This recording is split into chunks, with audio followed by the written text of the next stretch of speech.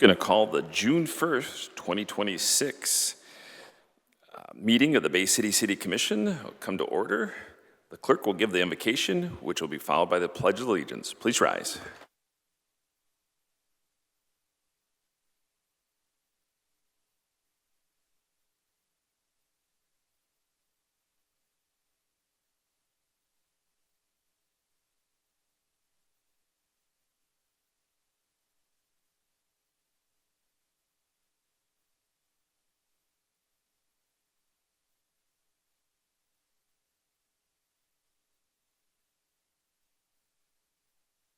Will the clerk please call the roll? Commissioner Cubit? Coakley? Here. Doyle? Here. Tenney? Here. Zanotti? Here. DeWitt? Here. Rumberg? Charlebois?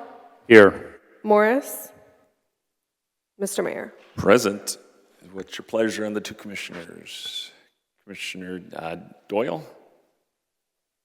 Thought I saw your hand go up. Oh, nope, sorry, just a gesture. Okay. Commissioner Teddy, what would you like to do with our two commissioners that aren't here? Move to excuse Commissioners Runberg and Morris. All right, is there a second? Commissioner Coakley? Second. All right, thank you. Motion is second to excuse the two commissioners. Any objection? Seeing none, those two commissioners are excused, and we do have a quorum. First order of business calls for presentations. Do we have Allison here? Allison Ginter? Okay. Let's read it from here then. So I do have a proclamation for Pride Month. So whereas the movement towards equal rights for two spirits, lesbian, gay, bisexual, and transgender people, a historic turning point occurred on June 28th, 1969 in New York City with the onset of the Stonewall riots. During these riots, led by transgender women of color, the queer community rose and fought back against discriminatory laws that have since been declared unconstitutional. And whereas Pride celebrations have taken place around the country every June to commemorate the beginning of the Stonewall riots, and whereas June is celebrated as Pride Month nationwide, and whereas the Great Lakes Bay Pride and PFLAG Great Lakes Bay Region, both nonprofits working to connect 2S, LGBTQ+, and ally communities to resources, education, offering networking opportunities, and advocate for civil rights in the Great Lakes Bay Region and beyond. And whereas our nation was founded on the principle of equal rights for all people, but the fulfillment of this promise has been long in coming for many Americans, and whereas the City of Bay City supports the rights of every citizen to experience equality and freedom from discrimination in all of its forms, and now therefore I, Christopher R. Gerard, Mayor of the City of Bay City, do hereby proclaim June 2026 as Pride Month. So thank you very much, and we'll get those to the Pride organization. Now we have our last session of our budgets. Mr. Martini, this might be your last presentation here for the city, so we're looking forward to the last installment here.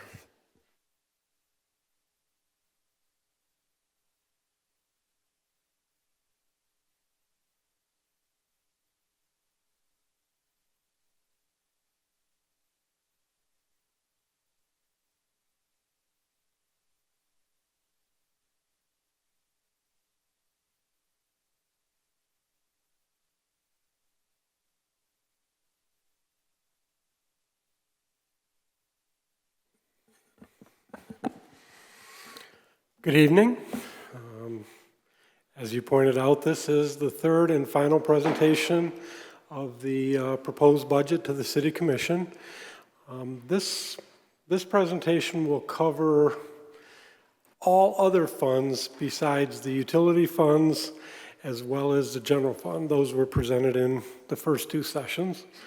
I also do have at the very end of this presentation a follow-up and kind of a continuation of the sanitation fund. And we can kind of talk about my recommendations there. Okay, the other funds, although it does include like major and local streets and some rather significant funds, there's also a lot of intergovernmental funds where it's strictly a pass-through of funds. So I'll try to kind of move on fairly quickly because the presentation is about 90 slides. So try to not get too lengthy with it. Okay, starting right off. Okay.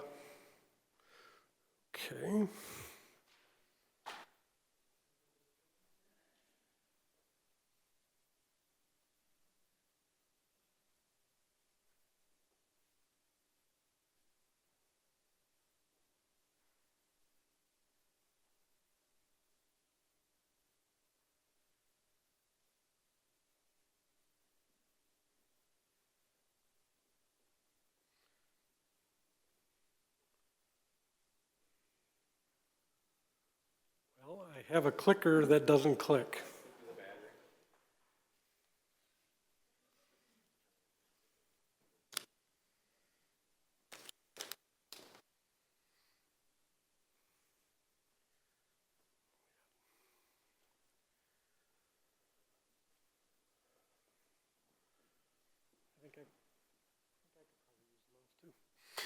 Okay, first fund is a cemetery endowment fund. Cemetery endowment fund takes a portion of the sales of burial plots and other things out at the city's cemetery and puts them into a perpetual care fund, which is what that is, of which only a portion of that is then transferred into the cemetery fund for use for maintenance, et cetera. So this fund just continually grows and grows and grows, and eventually hope to be large enough to help support the fund, help support the maintenance of the cemetery in future years. It's roughly about $3,500 of the fund is put into that, and then about $4,800 of those amounts is transferred into the cemetery fund. So $3,500 is what is the growth amount every year. Moving on, major streets budget summary here. Transfers in.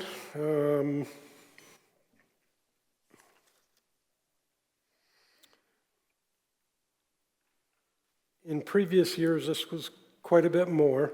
Last year we had some fairly large transfers in for the Marquette Tifa General Fund, for the marijuana funds, as well as ARPA. But this year we have about $400,000 from CDBG, about $50,000 from the healthcare fund, that was a distribution, and then about $47,000 for the Marquette Tifa. Federal grants, smaller, about a 20% decrease from previous years. A very small decrease for state grants, about $5.3 million still. Interest and rents, this is the interest that the fund earns on unspent funds, consistent with last year. And then the other is reimbursements and curb cuts, different things, different revenues in the fund. And then other sources is primarily use of fund balance, and that is significant, $1,478,000. Next slide. Personnel costs are pretty much consistent with previous years. Fringe benefits, again, one of the largest increases was retiree health care. But also what happens is within the city, the fringe benefit packages for different people.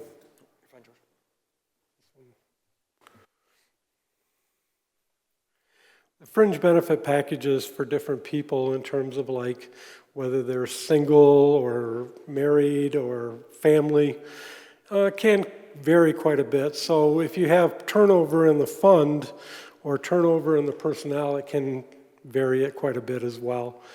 But for the most part, there really hasn't been that big of increases in our fringe benefit packages to make up, to really be much more than 15 or 20%. Operating supplies, just a continuation there. Other services decrease. Capital outlay, I have a separate detail, so I'll talk about that when we get to that spreadsheet. And moving on to the departments. Construction engineering, this is where most of our capital outlay is at, has decreased from 6.8 down to 5.7. And that's, Marty, I have one question. So last year we budgeted, did we have the budget that 1.6 million we were supposed to receive from the state? Was that in last year's budget? I don't think not all of it was, no. We have budgeted portions of it, but I will say that this budget does not have any amount, any portion of that 1.6, 2.0.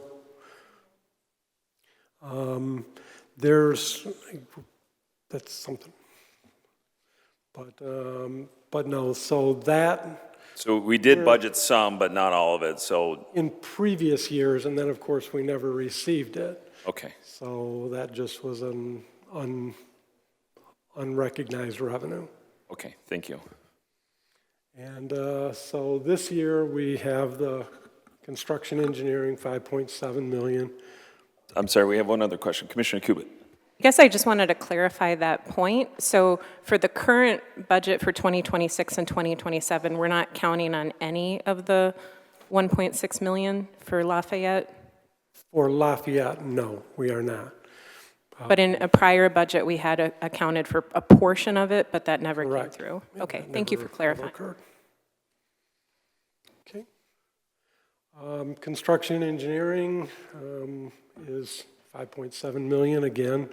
When we get into the capital outlay detail, that'll pretty much be there. Non-motorized improvements is at zero, but we still are doing some things, and it's kind of a little bit different on how we're doing it. So we are still doing sidewalk improvements.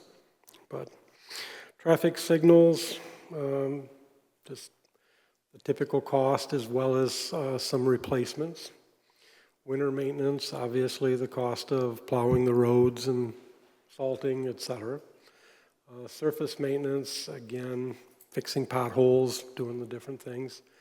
And then the Independence Bridge, 186,769, although it's down, much of this does get reimbursed by UBP for their portion or their costs associated with it. Commissioner Coakley. What wouldn't be reimbursed? You said much of it. I'm going to probably defer to our DPW folks here in terms of the specifics of what is eligible and what doesn't.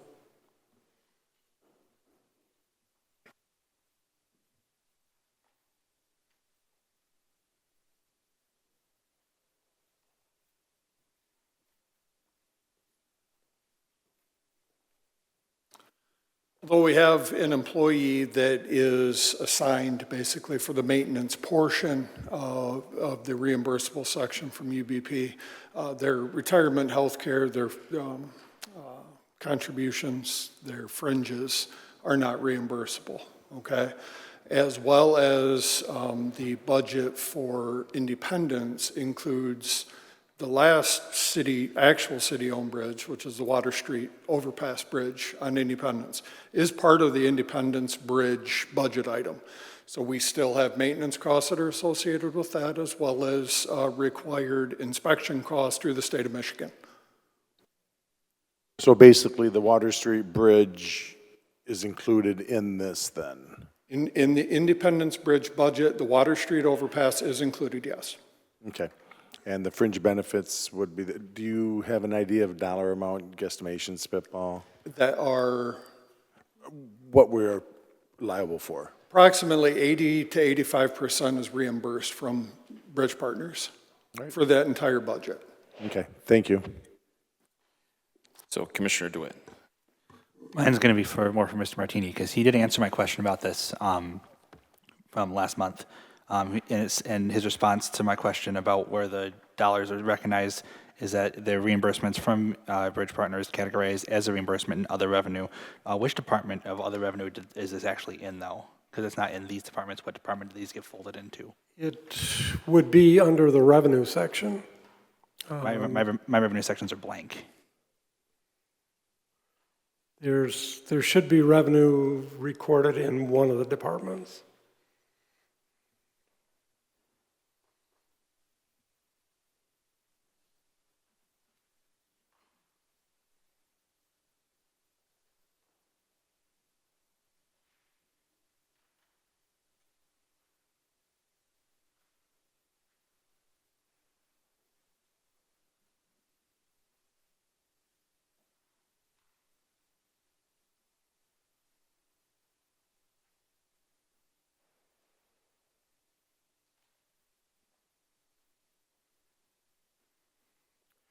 Page 36 of the budget book includes revenues, and all revenues for major and local streets are all included into just one department. They're not split out between all of the different departments. Okay, this is something that I know people will look at and go, why aren't they reimbursing us? I do believe that that should be visible on this budget personally, because people are like, well, we're spending $196,000. And if it is a transfer in, I don't see the difficulty of this one. Like, even if you added a note at the bottom saying, hey, this is a breakout for public notice, because people have come to me for the previous one saying, why are we not getting money back? And I tell them we are, but when you open the budget book and page 42 and 43 where the bridges are, shows zero revenue coming in, people can get confused. I would probably say that our accounting system does allow you to break things out, and I can break things out into a million different categories. You want to give me the additional people to break it out all kinds of different ways. Now, this would be one thing, but how far are we going to carry it? There's revenues that are specific to pretty much every different department, and many of those are all combined into one category. That's all I had. Thank you. Commissioner Tenney? Yes, thank you to the chair. Just to piggyback off of that point, I hear Mr. Martini in saying that this is a truncated version without a gazillion breakouts and things like that, or breakdowns rather, but for an issue that's as sensitive as the bridges, I think that could be like a one and done, thorough breakdown section. Maybe that's what my colleague from the 6th was looking for. I think most of us would probably be on board with that if I had to guess, for the interest of the public. This would be my suggestion, is the portion the city's responsible for, the Water Street portion, is there a way at some point to break that down as opposed to the portion that is allocatable towards Bay City Bridge Partners, so that there's a clear path so we know what we're getting reimbursed for and people can see that versus what the city is still maintaining itself? Is that a possibility?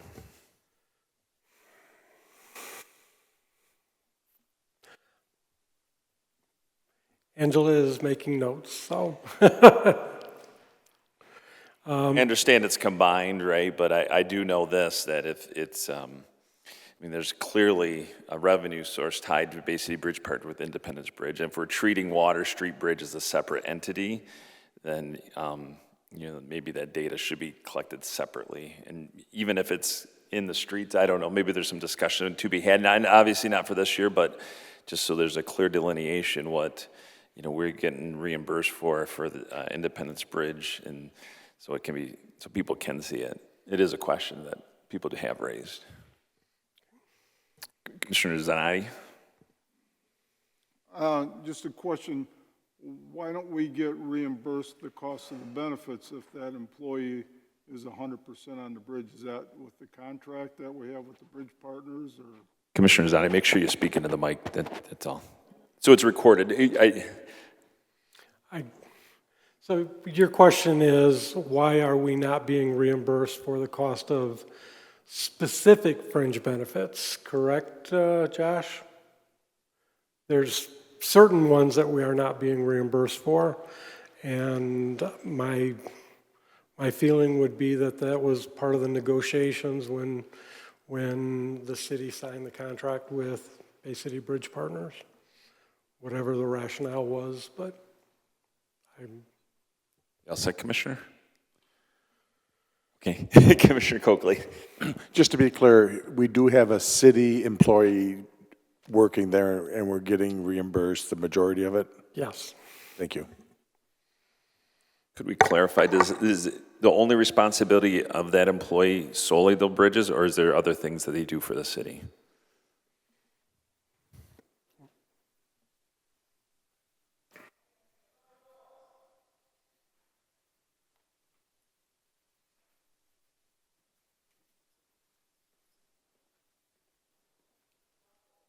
We have a bridge maintenance foreman that is solely responsible for the maintenance of the Independence and Liberty Bridge. They also do necessary repairs on the Water Street overpass, which does not require much. Okay, so it's a recordable 40-hour work week on those two bridges? Yes. Okay, thank you.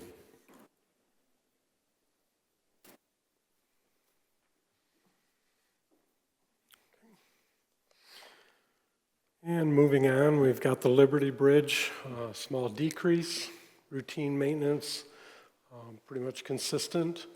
The big change, of course, is the American Rescue Plan Act. The 25-26 budget exhausted all of the funds that were allocated for major streets out of ARPA to that. This is completely spent down at this point. So there is no money that will be spent for ARPA in the major street fund in the 27 budget.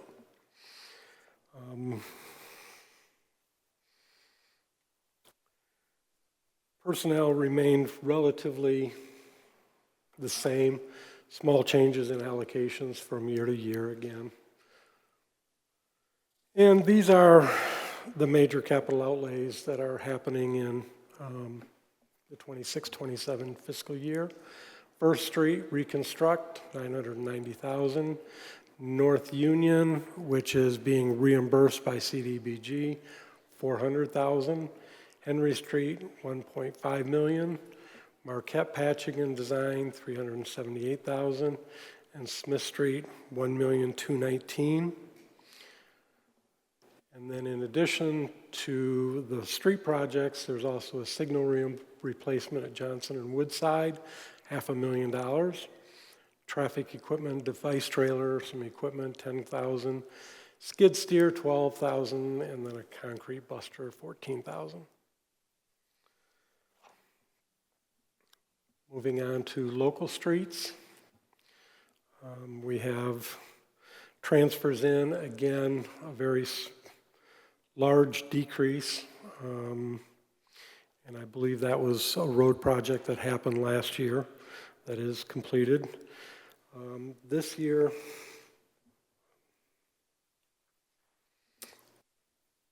state grants, we have a separate allocation made to local streets, and this is for the neighborhood street program that is going to be funded, I believe, with the 24% marijuana revenue. It is broken out separately, and we will optimistically receive that money for this program. It is budgeted, but it's there. Is this the number we received from the state, or is this what we're estimating based on? I believe this is a number that we got from the state. I'm hearing as much as 20% reduction of what they thought or estimate, but we haven't had any revision.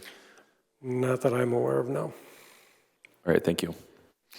And charges for services, this is actually revenue from CDBG. Typically in the past, what we did with a lot of the CDBG as well as even our typical sidewalks, we went ahead and hired contractors and then paid those contractors directly for those sidewalk repairs. The DPW department basically said, we can do those sidewalks cheaper than they can, why don't we do them? And that's what we are now doing, so at least getting started with $75,000 that is coming from CDBG specifically for expenses incurred by local street personnel to build sidewalks. Interest and rents, again, this is interest earnings on unspent funds. Other, just some small numbers there. So total of $3 million proposed budget for local streets. Personnel costs, again, very consistent with last year. Fringe benefits, again, spiked up a bit. Operating supplies, just the cost of. Commissioner DeWitt. Yeah, thank you. I'm going to the chair here.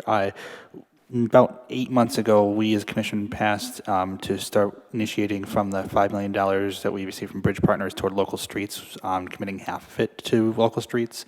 1.3 million of the intergovernmental being a state-specific project. Where do we see that 2.5 million in the pipeline? Is any of it going to be seen in this budget, or is it going to be in a future outlay plan notated somewhere else that I did not catch? I believe it's going to be future. I do not believe it is programmed into this budget at all. Okay, I just wanted to make sure that we were still on that somehow. I knew starting from scratch on projects is not a fast-moving timeline, but I just wanted to make sure we weren't missing anything here. I think well, first off, there's people chomping at the bit to go ahead and use those dollars. But also, the plan that was outlined was trying to combine those dollars with other grant dollars to, use them as grant matches.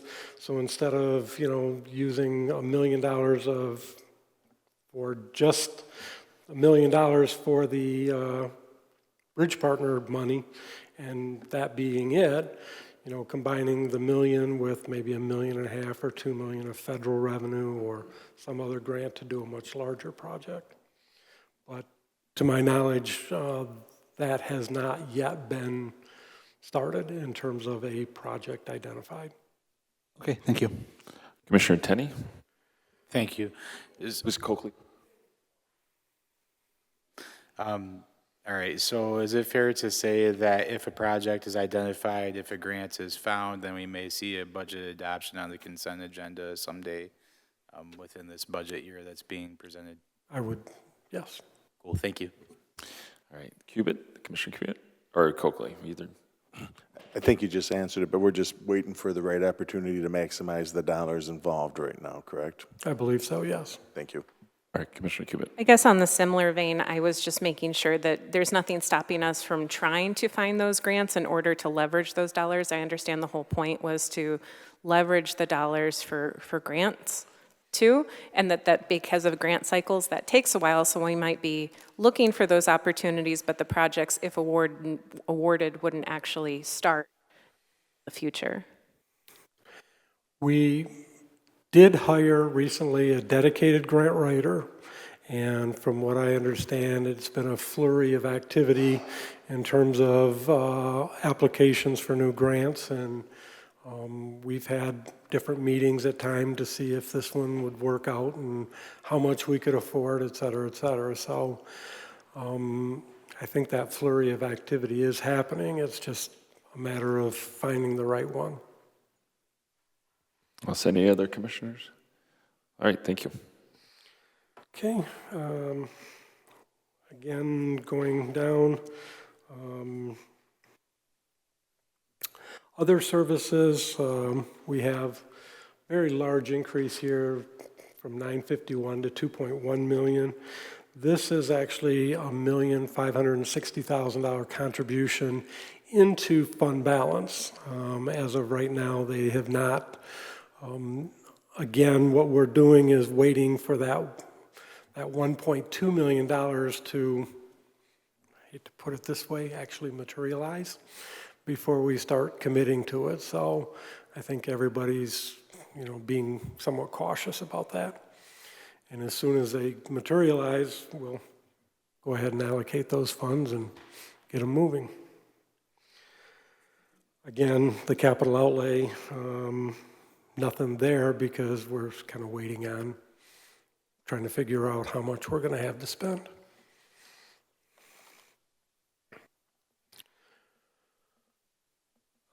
Departmental-wise, we do have about 1.6 million budgeted for local streets. And traffic signals, very small allocation there.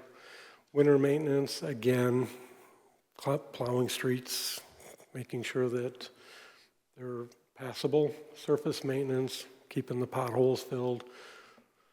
And routine maintenance, just general maintenance around different building roads. Commissioner Coakley. What's the difference between the 15,000 traffic signal and the $500,000 one? The $500,000 allocation for traffic signals was the actual replacement of a traffic device at an intersection. So that probably was going to include the poles that support it, the guy wires, or the cross beams, the whole kit and caboodle as far as replacing that entire structure. The $15,000 is going to replace some bulbs, pretty much. Thank you.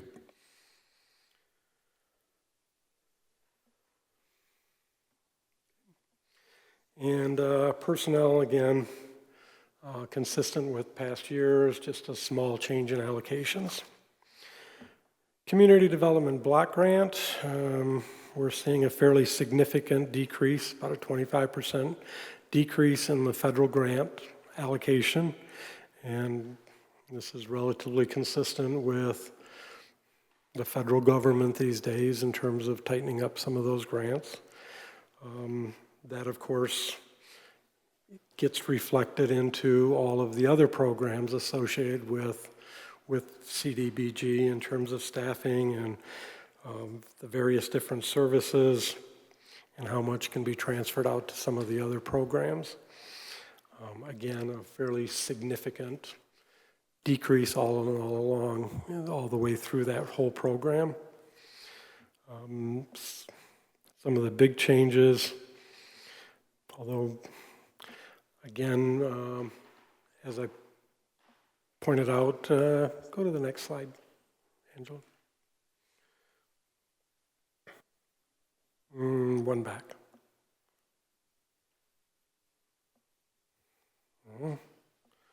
CDBG departmental.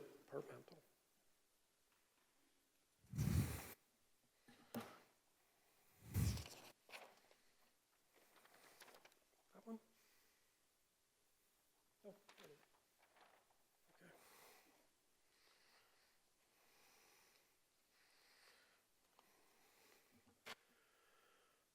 But as you can see, we still have a fairly significant allocation out of CDBG for sidewalks. Some of the citywide projects were decreased. And administration, small decrease there.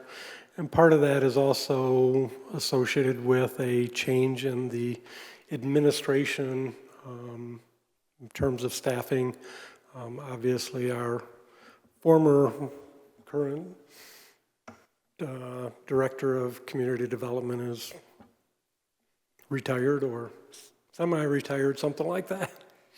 So some changes in costs there. But all in all, again, CDBG took about a 26% reduction. In terms of some of the specific things that CDBG is doing, we've got emergency home repair, which is about 30% of the funds. Housing rehab, relatively small, 0.62%. Low-income sidewalks, 27%. The North Union Road project that we talked about in the local streets, that's $400,000, 17%. And then there's an allocation for the Nate Doan Park, $140,000, about 6% of the total budget. Public service, Community policing, this is consistent with past years, 150,000 roughly, 6.5% for our community policing division. And then Good Samaritan operating expenses, 35,704, about a 1.5%. And then a very small portion for Fair Housing Council and another 10% for admin. So total expenses, $3,151,000. As I pointed out, because of the change in our community development director, there's a little bit less personnel actually being allocated to CDBG now. Okay. And emergency rehab, obviously, we're transferring more of the CDBG dollars into here. So a little bit of an increase, actually, of 17% for this function, up from 622 up to 730,000. And so again, $730,000 in cost for that program. Okay, moving on to local site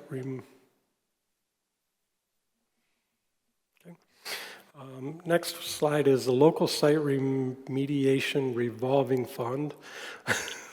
Quite the handful, a mouthful. This is a fund that was created as part of the whole brownfield program. And what this does is allow us to continue capturing brownfield funds even after all the debts are paid off, all of the reimbursements to the developer are paid off.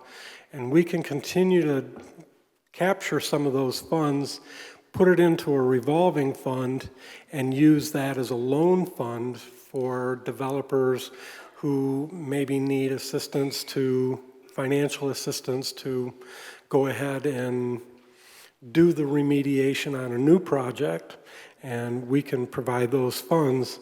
We've done one so far that I'm aware of. No, we're on two.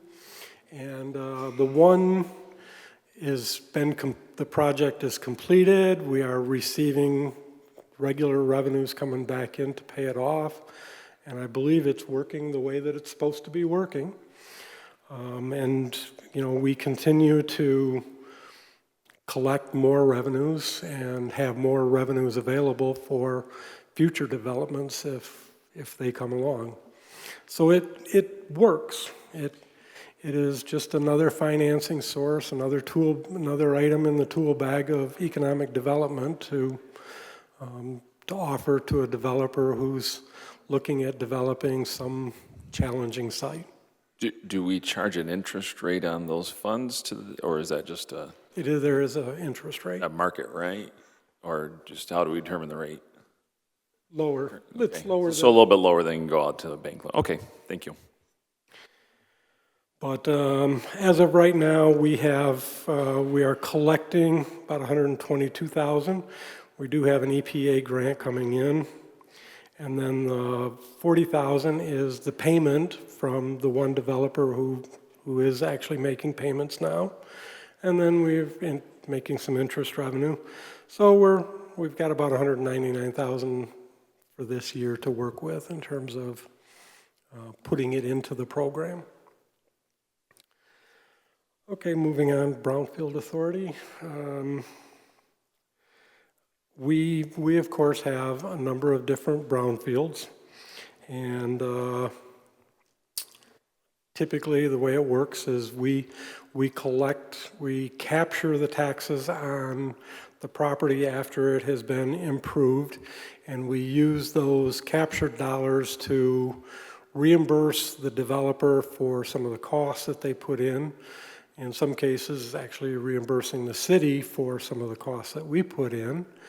And then, of course, if there was any debt that the city issued, we, of course, make the debt payments out of those dollars. But in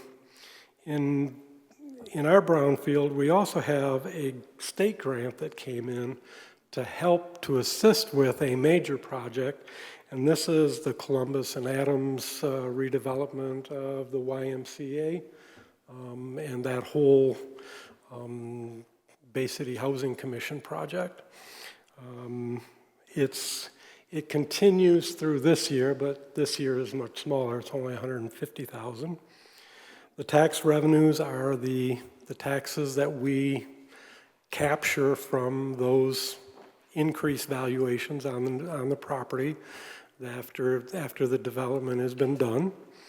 So this year we're expecting total revenues of about $716,000, which includes the $150,000 in state grants.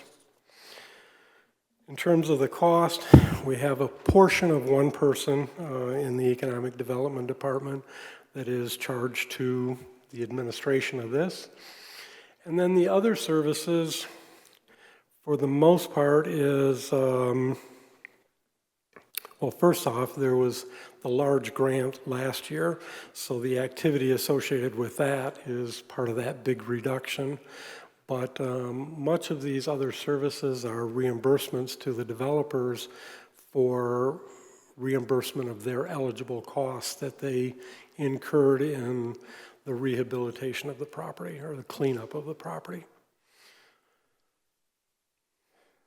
Again, small allocation, just a little over half of a person into this program. Moving on to the Uptown Brownfield, so same exact concept of what I've talked about, just on a much, much larger scale. Right now, we are capturing a little over $3 million in tax revenues that are being paid by the various buildings over in the Uptown development. And we have a little bit of interest revenue in there as well. But then what we use those dollars for is the other services, for the most part, are the reimbursement to the developer. And then the other part that transfers out is the transfer into a debt service fund to basically make the debt payment on the brownfield debt that was issued on behalf of that program. The one thing that I would like to point out is one of the big concerns with brownfields in doing this, there's always a concern that, okay, you're going to issue $20 million in debt, and then the taxes that you collect are not enough to make the debt payments. I've actually seen that happen myself. In our case, we are collecting $3 million in taxes, and our debt is only about $1.3 million. Clearly, if we ever really start dropping tax revenue collections, the first thing that we will cut out is the reimbursement to the developer. But right now, we are collecting about $1.40 over for every dollar that we pay in debt service. We're collecting another $1.40.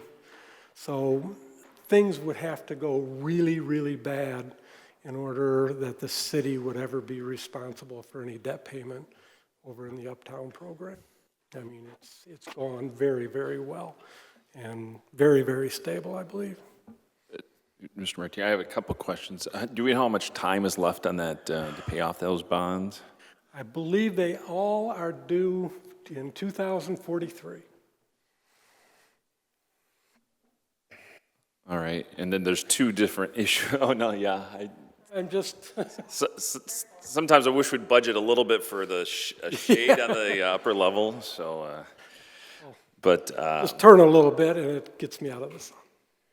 So, there's always a question about the amount of taxes collected at Uptown. Is there tax breaks as a result of Uptown that were issued, or do they pay their full taxable value rate? To my knowledge, they pay the full taxable value. There is no, like a 10%, 15% discount or anything like that. Their benefit comes in, okay, they pay $3 million in property taxes, and then they present to us all of their eligible expenses that they incurred, and with the excess revenues, they get reimbursed. And that's roughly what the 1.7 million is.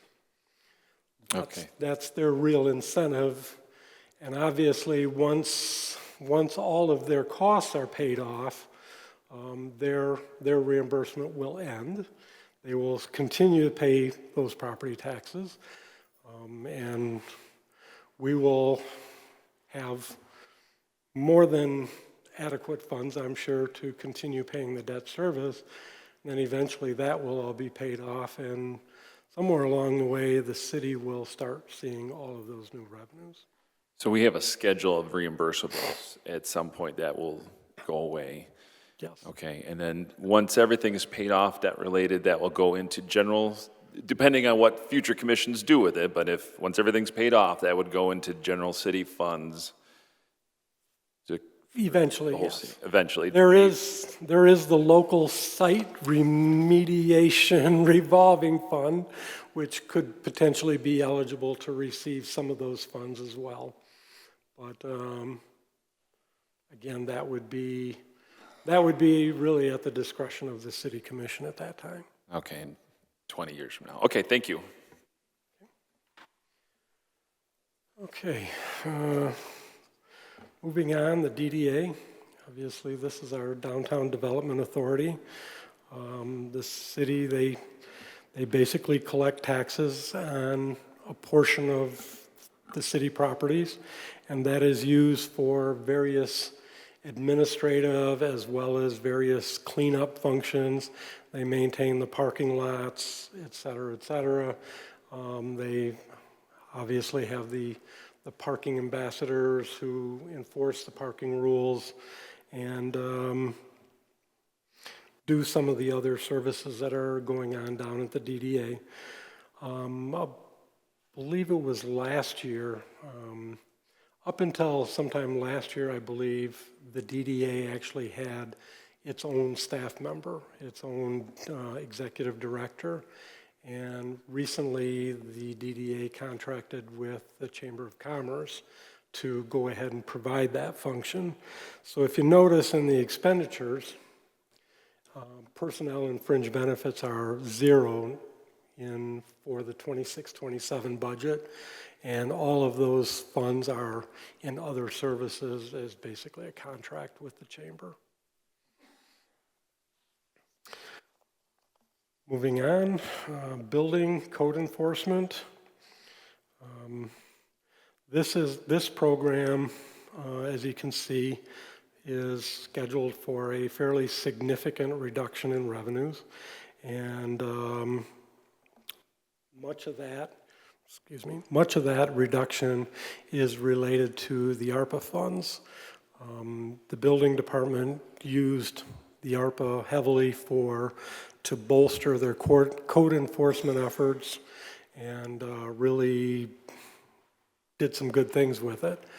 Unfortunately, ARPA is ending, and December 31st, 2026, if we haven't spent it, it all goes back to the federal government. But in any situation, whatever staffing, whatever programs that they had going with those ARPA dollars will have to either end or become dependent on general fund, which to a degree is somewhat possible, but not entirely. So, and in fact, we did increase the support in the building and code enforcement fund. In general fund, we increased the general fund appropriation by about $244,000, but the ARPA funds went down about $635,000. So again, we did not reimburse everything or try to fund everything. And going on to expenditures, you can see much of that other services was really funded by the ARPA. And some of the personnel costs went down as a result of that as well.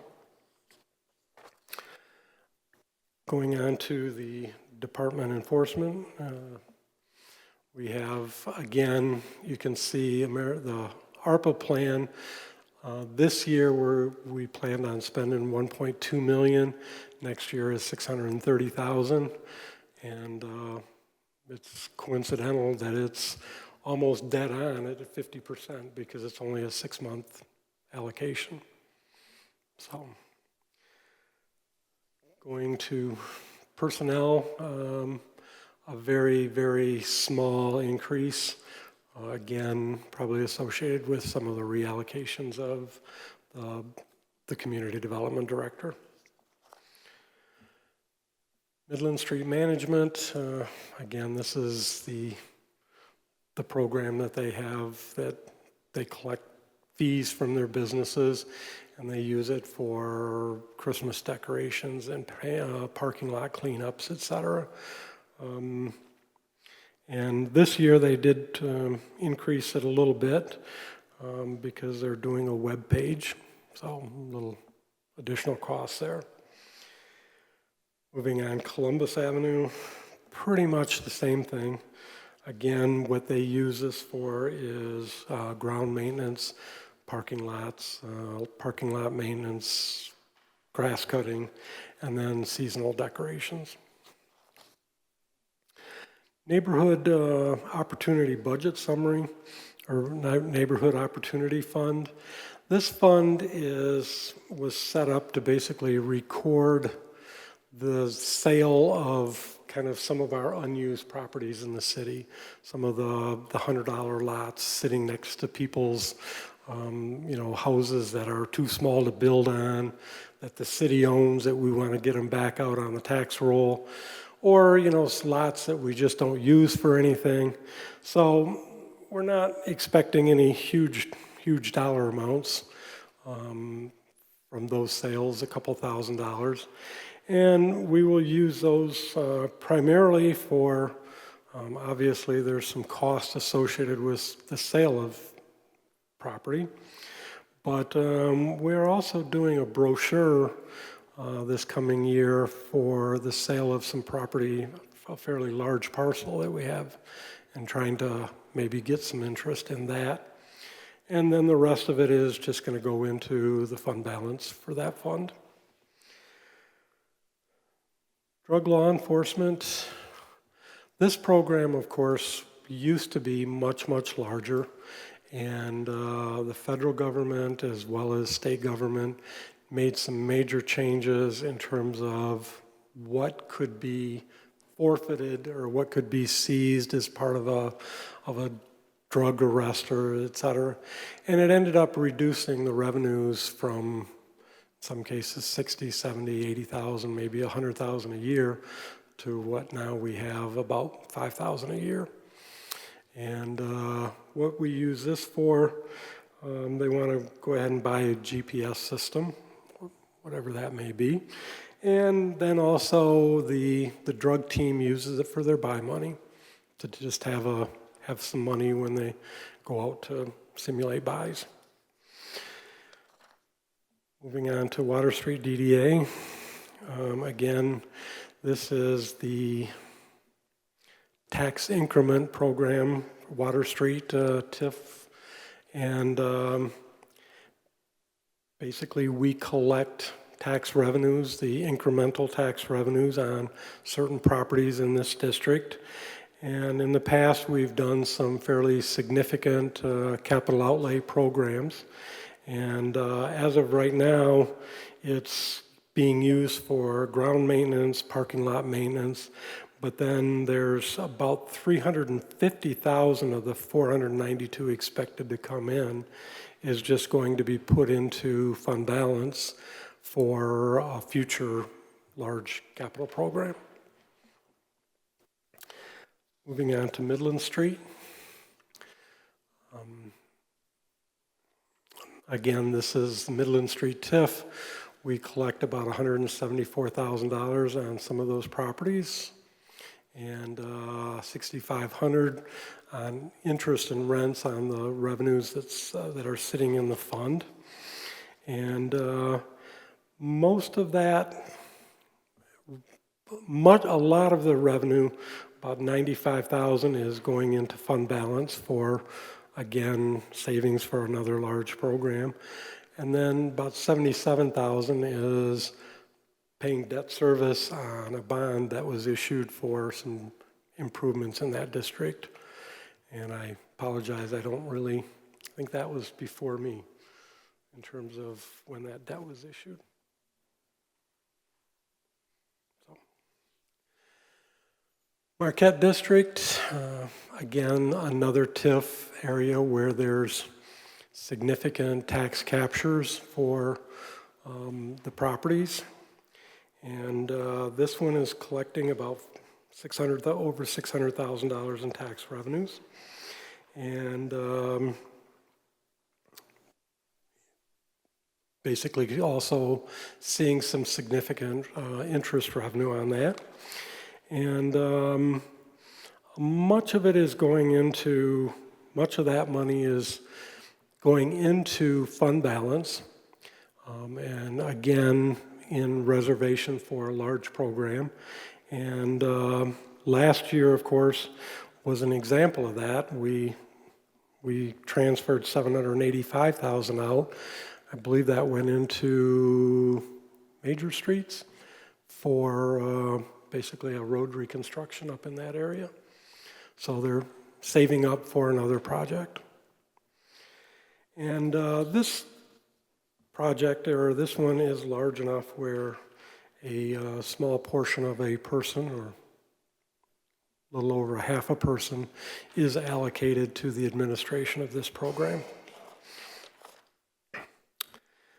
The next fund is the Opioid Settlement Fund, and last year we had a budget of $85,000, and this year we are expecting collections of $67,340,000, and that will be utilized for other services, and it does include the proposed use of those dollars that was presented by Commissioner Tenney.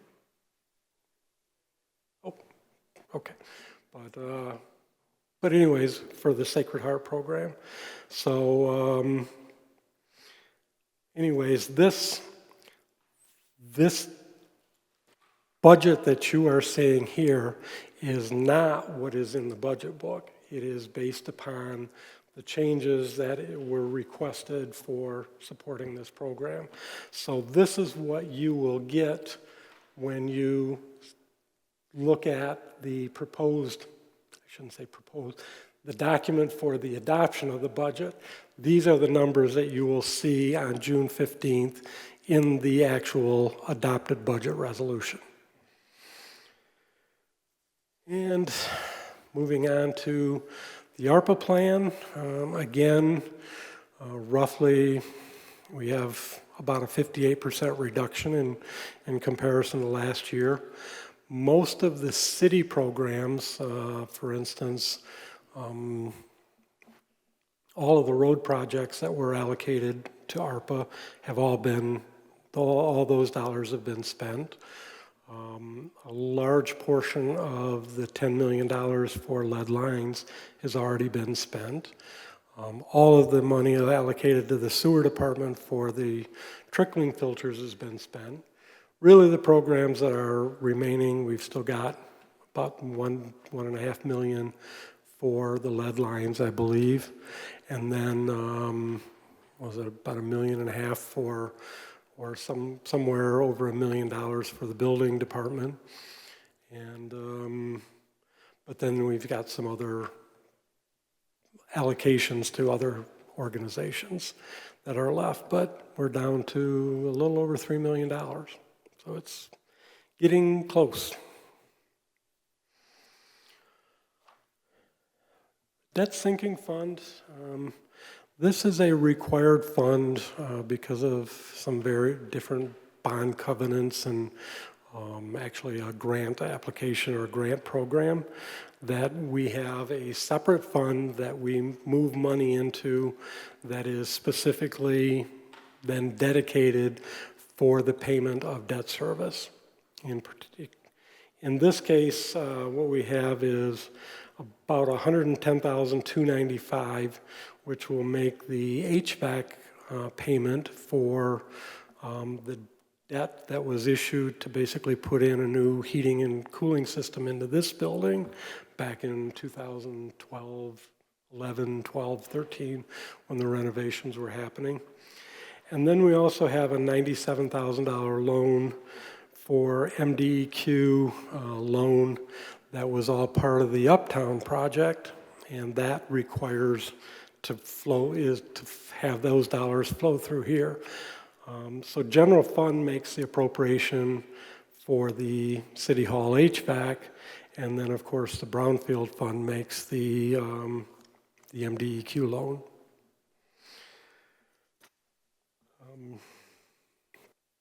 And then of course the Uptown fund, that has its own debt fund, and as you can see, we transfer in about $1.3 million from the Uptown Brownfield Fund, and then we write checks for about $1,379,870, and then the other services is basically the administrative fees that the trust company charges. But this fund is pretty much in and out. It's transfer the money in, and then on April 1st and October 1st, the money just goes back out. Public Improvement Fund. This fund has been utilized, I will proudly say, quite a bit, because it has been funded by excess general fund balance that has been generated through the years, and it's only the amount over and above the commission recommended fund balance level for the general fund, which is to have at least 20% of the previous year's expenditure budget in this reserve pot. So anytime we had a fiscal year where revenues exceeded expenditures, we put it into that fund, or we looked at how much was left over, and let's say that the increase went from 18% up to 23%, we would transfer the excess 3% into the Public Improvement Fund and then use it for necessary public improvements. That included things like, we've done some of the docks at the marina. We've done a number of park projects. We've, I'm trying to think of some of the other things. Building improvements, some of the window projects in this building, some of the different improvements that we've made in this building. It never went through the Public Improvement Fund, but one year we transferred $1 million extra that was left over to basically be a down payment on the new DPW building. Commissioner Tenney had a question. Thank you to the chair. Just real quick, sir, the 130% increase, is that because we did so well last year that there was a transfer in from the excess of 20% in reserves, or? Almost. No, actually what happened is that the year before, we transferred in excess of $2 million from the general fund into the Public Improvement Fund. And then we only transferred a small amount out of the Public Improvement Fund last year. So there was a very large amount left over in the Public Improvement Fund. The $1.4 million is actually the use of those extra dollars that were left over. So most of that's actually fund balance. Got it. Thank you so much.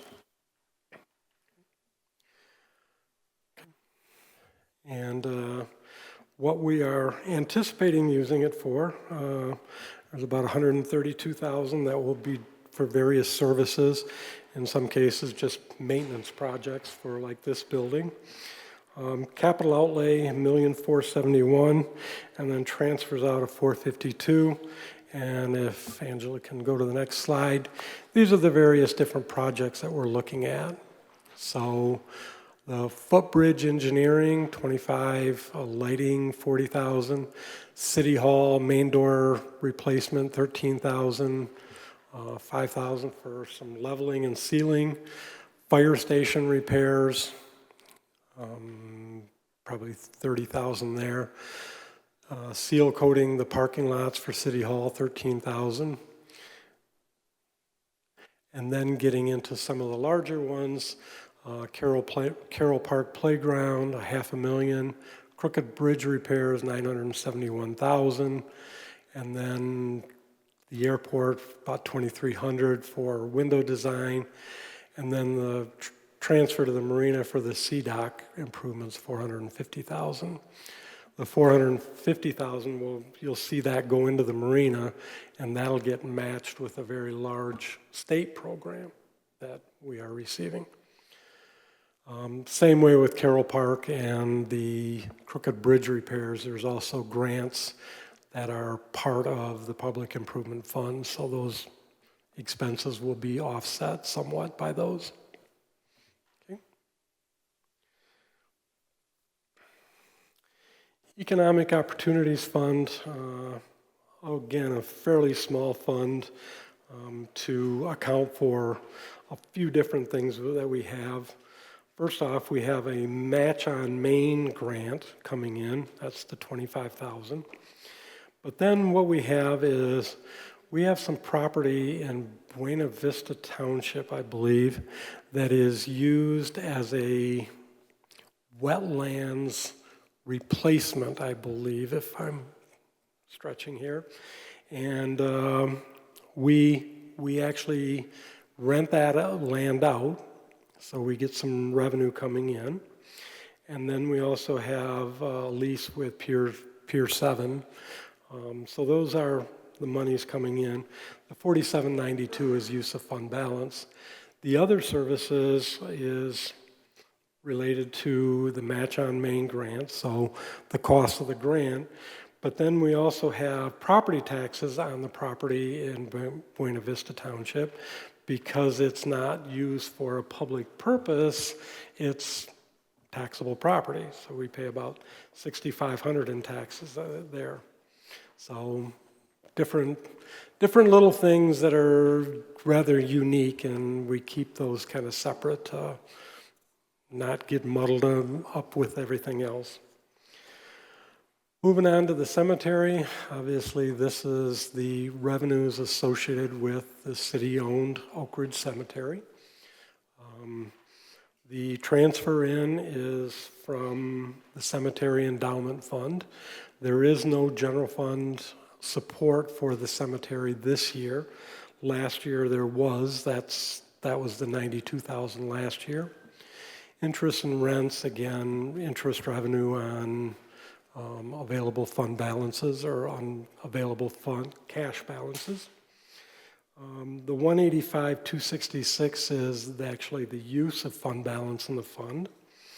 And then the 44,500 is related to the sales of lots, plots, et cetera, in the cemetery. In terms of expenses, the 189,017, most of that is, of course, with the company that manages that entire facility for the city. Basically, they do all the maintenance, all the burials, the cleaning, et cetera, et cetera. I think the city plows the roads about the extent of, no, we don't even take care of the plowing the roads. So really not a lot of, we contract out for that. And then the 50,000 is a amount that we put in for replacement of the chapel roof. So some maintenance to the facilities out there. Okay, moving on to James Clement. Transfers in. This was a fairly significant increase in the transfer in from general fund. And again, this was to pay our portion of a fairly significant amount of federal and state grants associated with the airport. And what they're going to be doing is designing windows for like 42,000, stormwater pumps for 290,000, and then 1.1 million for taxiway improvements. So again, fairly significant improvements to the airport infrastructure. Total revenues for all those, and then charges for services, the 175,000. Primarily that is the sale of gasoline at the airport, as well as the rental of, the various hangars and things that the city has. Expenses, we do have most of one full-time person that is allocated to this budget as the airport manager. And then the operating supplies, most of that is actually the purchase of gasoline for the sales. Other services, I'm trying to, is that fund balance?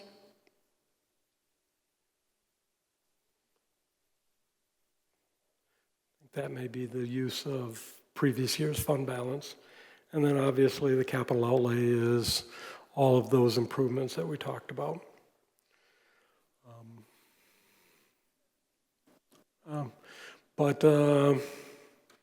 Again, this department has 0.9 positions allocated to it.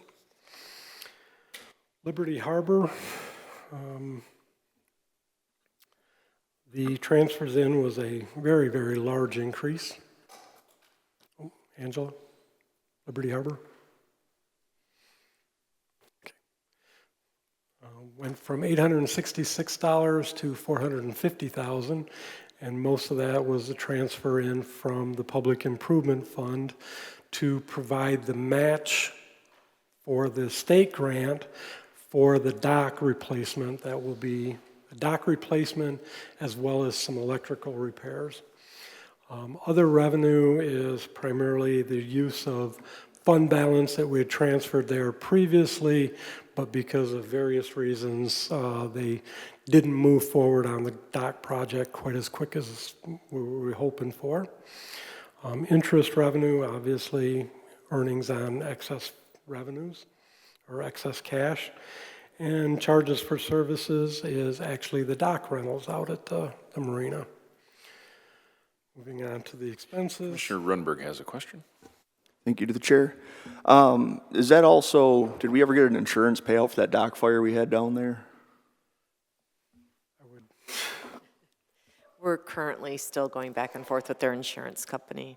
I think we've so far gotten 20,000 back from the insurance company, but we are still owed over 100,000.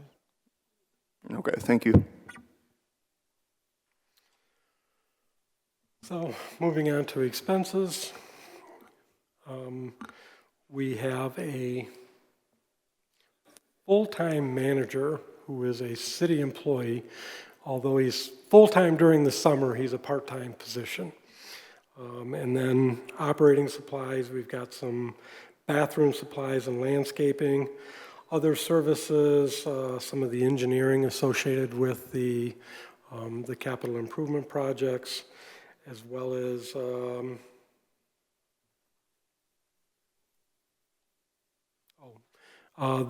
the city also utilizes temporary personnel for the general day-to-day maintenance and manning of the marina.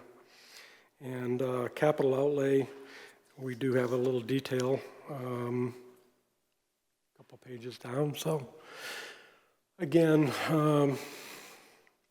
we're looking at spending about $243,000 for DDOC electrical. Of course, this was budgeted in previous years, so it's being rebudgeted. And then replacement of CDOC, and then a pump out for CDOC. So fairly significant investment in the city's asset for the marina. DPW building, charges for services went up, and kind of can get into that a little bit. Kind of talk about it on the expense side, but again, what the whole concept behind the DPW building is the DPW building rents its space to other departments of the city. So the water department rents space, the sewer maintenance, I believe, rents some space, the streets, the sanitation, basically all the different divisions of DPW.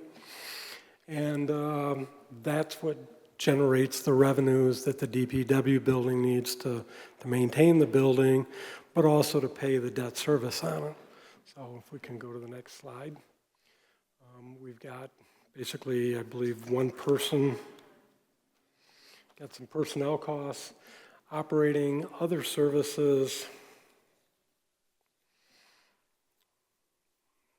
which is also, the big decrease or increase in the other services is the DPW department is actually kind of budgeting for a very large project in a year or two to do some major work on the roof of the building. So that's why they increased their rents this year to kind of make it a little more manageable from year to year. But capital outlay there, the 81,000 is for some air conditioning units for part of the building, as well as a floor scrubber. And then, of course, the 952,513, that is the debt service on the $14.5 million bond that was issued to renovate that building. So, moving on, defined contribution retirement. This is primarily, it's a summary of how much flowed through the city for the DC plan contributions for all of our staff. Now, with the exception of, I believe we're down to 2 people, all of the employees at the city are in the DC pension plan. The city contributes between 8.5% and 10.5% of each person's wages, and that goes through, when it comes out of their, basically out of the fund that is paying their fees, it goes into this fund as revenue, as charges for services. And then we turn around and just pay that out to, for the defined contribution retirement, it's paid to MERS for, and it goes into their account for building up retirement assets. So again, about $1.8 million for total cost of the program for all staff in the city.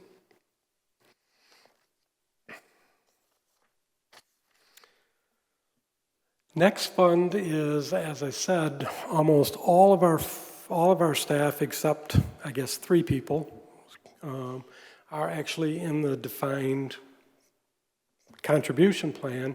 But like I said, we have 3 that are still defined benefit retirement employees, active employees, but then we have all of the previous employees that have already retired. And the city has, back in 2012, 2013, this program was significantly underfunded, and we made some very, very large contributions, in some cases $6 and $7 million a year, to get this funding level to basically where it is now. At this point, we are at 93% funded out of 100%. So our contributions now are roughly $700,000 a year. And with continued decent investment returns, yeah, knock on wood, we will continue to see that maybe go down, especially considering we probably won't be very long that we will not have any active employees at all. So moving on to information technology. Charges for services, again, this is a internal service fund, so they basically earn revenue by providing services to other city departments.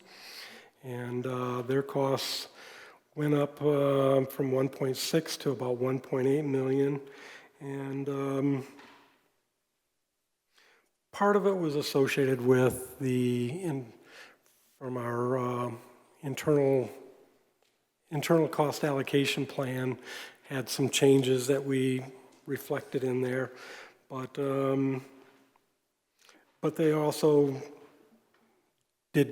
are planning on some significant capital outlay for different, let's see, switches, PCs, servers, remote switches, and SQL update, I believe. So, but again, this is our IT system to basically kind of power the city. Staffing has been consistent with 5.5 people for at least the last 5 years. Moving on to the middle grounds, I think we talked about it in relation to the sanitation fund. This is, the area of sitting in the middle of the Saginaw River where we dumped various refuse many years ago, and now that is causing all kinds of issues. And the city has signed a consent decree, I think if I'm using the proper terminology, with the state of Michigan that we will do this and this and this and this and this to mitigate that contamination. That includes various services that are going to be quite costly over the next few years.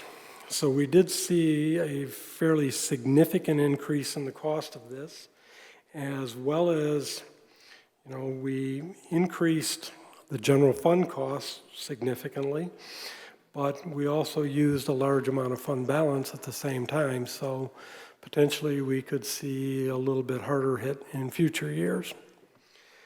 But again, this cost is being split between the city and Honeywell, and general fund pays a portion of it. The sanitation fund, who was the person who kind of dumped the stuff there, pays a portion of it, and then of course Honeywell. So we've got three parties: general fund, sanitation, and Honeywell. Again, GM used to be party to it, but through the 2009 bankruptcy, they were absolved of that liability.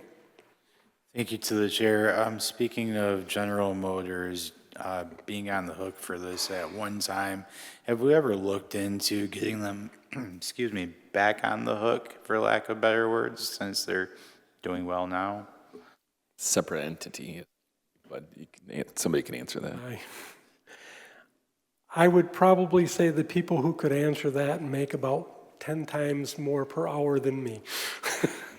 I think that would be a very complex legal issue. Fair enough. Through the chair to the city manager, is that something that city attorney could answer, or we need a special? Actually, we can have Shelley Thurston can come up because she has worked on that. Okay, thank you.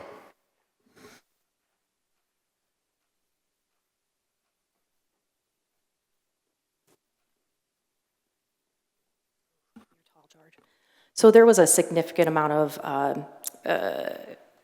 court cases and hearings that happened when GM went through their bankruptcy. And so we have all of the documentation from that time where the courts did absolve them of their responsibility and reassigned their payment portion in equal amounts between the city and Honeywell. So to reopen that would also involve reopening the consent decree with Honeywell, which could also put us at risk at losing at that game, if you kind of can read between the lines. Gotcha. So we could be the sole funder of it instead of having somebody else to split the bill. That would be the gamble. Yes, we're very grateful to have Honeywell on board. They paid just roughly over 39%, and then the remainder is ours. Okay, I'm shutting up. Thank you. You're welcome.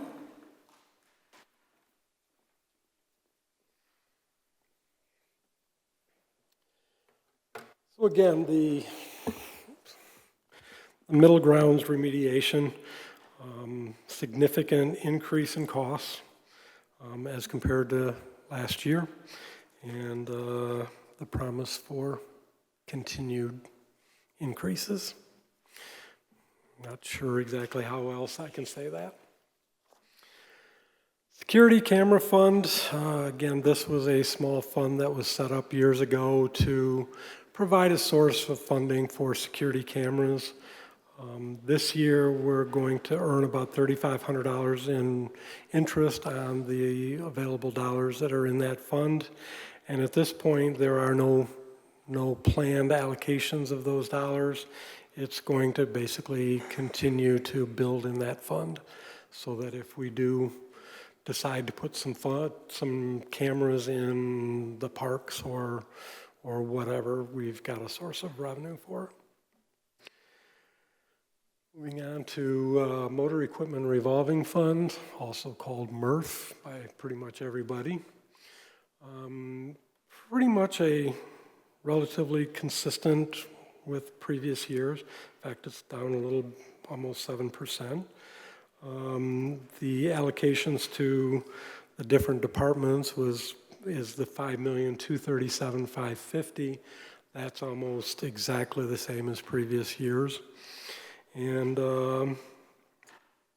the other, the 483, is basically mostly a use of fund balance in there, or use of reserves, I should say. It's actually net position.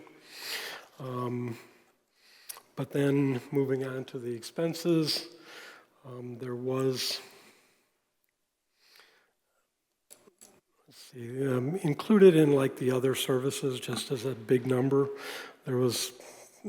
they are a big user of the DPW building. They have a significant amount of that building. So about $640,000 is rent. And then the capital outlay, they're spending about little less than 2.1 million for new vehicles, and then other equipment about 27,000. And then the debt service is I believe it turned out to be about an 8-year lease program with Hampton Township for the aerial fire truck. We pay about $98,000 a year in interest payment, or the lease payment, which includes payment, principal, and interest. The personnel shows that there was about a 1% increase in this fund, and what that is a co-op student, so it's not like a new full-time city employee or anything. Moving on to the self-insurance fund, this program stayed pretty much the same. They are using use of reserve. We dropped from $500,000 down to $223,000 available in the 27 budget, which then required the charges for services out to the other departments went up by about 50%, about $270,000 increase, $250,000. Life insurance, again, this is the cost of life insurance for all the city employees. It's charged to all the individual departments, but all the costs flow through this. We pay just a little over $45,000 a year for life insurance for all the city employees. Workers' compensation funds, this is kind of almost the same thing, but we charge all of the departments X% of payroll, and it all goes into this fund. And then much of our workers' comp is actually self-funded, and so we pay those claims ourselves. And I think we probably have some catastrophic policy or for very large claims. But for the most part, it's basically an in and out. It's just a reserve fund for funding the cost of that function. Moving on to the unemployment fund. Very, very small fund. Angela? Unemployment. The city has been very, very fortunate in the sense that we really had very, very limited unemployment expenses and exposure. We're looking at $15,000 for next year, and considering the total size of our payroll, that is a very, very small amount. It's actually, in some ways, kind of funny because I set this fund up when I started 13 years ago, and we started it off with like a 0.5% contribution to just get something there that would be available. And we generated enough money in, I believe, 1 year that we've been burning off on it for the last 14 years, or 12 years. We just don't really have that much exposure, so which is a good thing. Healthcare fund. Healthcare is up. We've allocated about 12.77% increase to the various departments. And so total costs go up from 5.6 million to almost 6.4 million. And but then on the expense side, the costs, it's difficult to explain, but the costs are based on the illustrative rates that are provided to us by Blue Cross. And they are a blended rate for all of our employees, including our retirees pre-65. And as a result of their claims experience, our claims experience for active employees is kind of bumped up. And ultimately what ends up happening is we charge all the departments based on those rates, but active employees have a much better claims experience. And we are self-funded, so regardless of what Blue Cross says we should be putting in, what we actually pay is the cost of you going to a doctor's appointment or you going for an x-ray or something like that. So ultimately, at the end of the day, even though we're charging out to the different departments, we end up building up a reserve in the fund. And we looked at that level of reserves again this year and decided that we could basically provide a refund or rebate, whatever you want to call it, back to the departments that paid in for all those costs. And we're basically refunding out 1.2 million. So it's kind of like a, yeah, we overcharged you, but now you're getting it back. It's a little strange, but we make sure that it is basically paid back to the departments that paid it in the first place. So it's make sure it's even. A portion of one of the human resources employees is actually charged to this fund, so a 0.4% allocation of personnel. Moving on to the disability fund, again, this is just disability insurance. It's all flowing through one fund, and we make the payment to our carrier out of this fund. Healthcare Savings Fund, this is the fund that basically replaced what used to be traditional retiree health care, where you got, a health care account at the end of when you retired. You got a policy that covered all your health care costs. The city, I believe, eliminated that in 2012, roughly, 2011, 12, somewhere in there, and replaced it with what we call the Healthcare Savings Fund. So all employees are basically receive a 6% contribution into an individual account, just almost like a 401. It's It's actually a retiree health savings account, RHS, that is self-directed, so they can put it into stocks, bonds, whatever. And at the point in time when they retire, they can use those dollars that are available for eligible health-related costs and they can pull that money out tax-free. So there is no taxes on it when they pull it out. So this has replaced our traditional defined benefit healthcare plan. And as more and more employees are basically retiring and taking with them their more traditional retirement or retiree health care, what we're doing is seeing more and more employees that are being hired in this program. So this is a good example. In 25-26, we went from 925,300 to $1,082,000, which is just associated with more people and higher salaries in that program.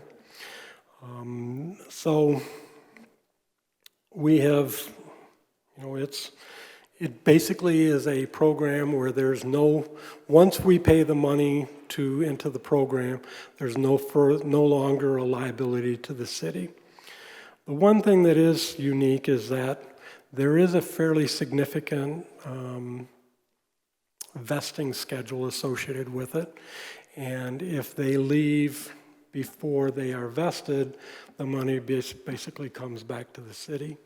We've had some people leave recently that had some significant balances that were non-vested, and that's the $745,000 that came back in. So, and that's consistent with healthcare plans.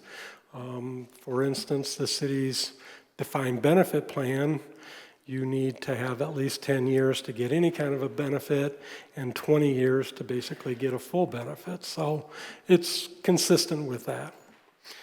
So again, we spend about $1 million a year for that benefit for city employees. Moving on to public safety and fire pension. This is the pension plan for our public safety officers and our fire employees. The revenues, the interest and rents, those are basically the revenues that are basically being earned on some of our investments.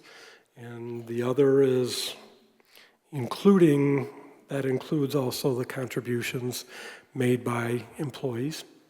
Made by employees and the city on their behalf. And then, of course, the fringe benefits, this is what we actually pay out to the retirees on an annual basis. So I guess the thing I really kind of want to stress is that, in total what we're doing is we're contributing about $4.9 million, and we are getting benefits of about $7 million. The difference is all being funded by investment revenues. And had the city not been following a pre-funding plan, which is quite frankly required by law anyways, we would be paying the $6.8 million instead of the $4.9 million. And so pre-funding works. And so going to the next one, Retiree Healthcare Trust, this one, kind of the same thing, where we contribute $5.6 million and our trust fund paid $8.3 million in benefits, the difference being paid by the trust. So it's the magic of pre-funding, and it works. And hopefully nobody comes up with any ideas to not do that anymore, because it's going to save the city a lot of money in the long run. And finally, solid waste management. We had a fairly significant discussion a couple weeks ago regarding the $3 per month or per bin increase. And I said I would take a look and see if there was something we could do. And, you know, in terms of the total dollar amount that we needed, we did, you know, obviously the projection for this year as well as for the next 2 years, and really kind of came up with those numbers that are still solid numbers, but what I was able to do is take a look at whether or not we could maybe, instead of $3 and $1.50 and 80 cents, kind of spread that over the entire 3 years a little bit more evenly. So just moving on to the budget discussion slide. Instead of going from $3 up to $18.55, from $18.55 to $21.55, and then, you know, further up even to $23.28 and $24.08, what we were able to do is look at our reserves and whether we had enough, and instead what we feel we're comfortable with is going with $2 a month in fiscal year 27, $2.28, and then $1.53 in fiscal year 29. So $2 and $1.53. The increase gets us to the exact same final number. It just does it in a little easier or a little more smooth manner. So people's bills won't spike quite so much the first year.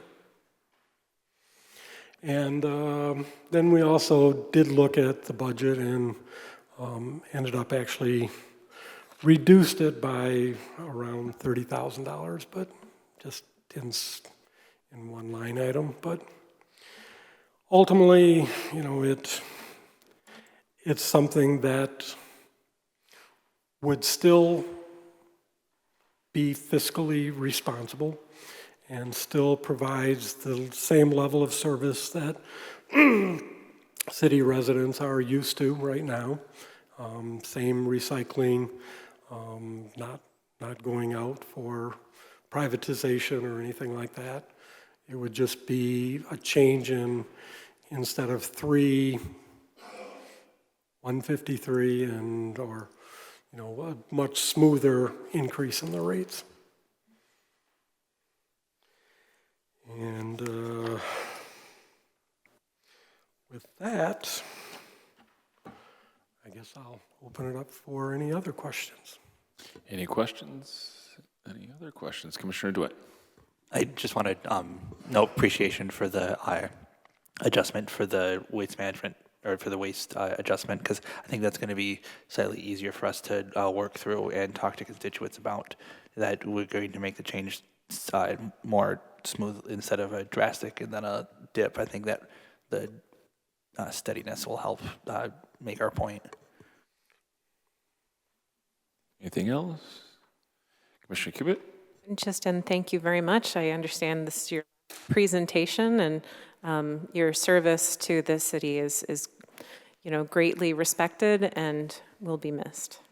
Thank you. Anybody else?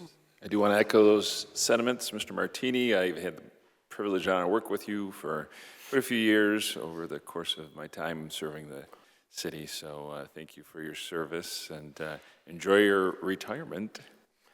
Something like that. Something like that. I've got a son that has designs on my time. You could say that. All right. Well, a shifting of your focus then.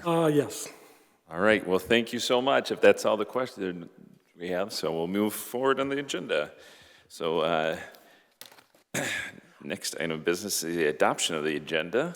I guess I would just like to point out that the change to the sanitation fund that I proposed is what, assuming you're okay with it, is what you will see when we bring back a motion for the adoption of the budget.